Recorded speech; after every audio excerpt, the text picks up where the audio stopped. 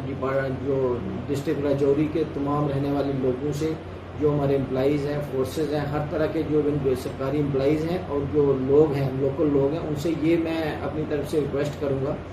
कि वो डिपार्टमेंट की हेल्प करें और ख़ुद भी जहाँ भी फॉरेस्ट फायर का कोई भी इंसिडेंट पेश आता है उसमें इमीडिएटली जाके उसको जो है ख़त्म करने की कोशिश करें, उसको बुझाने की कोशिश करें। क्योंकि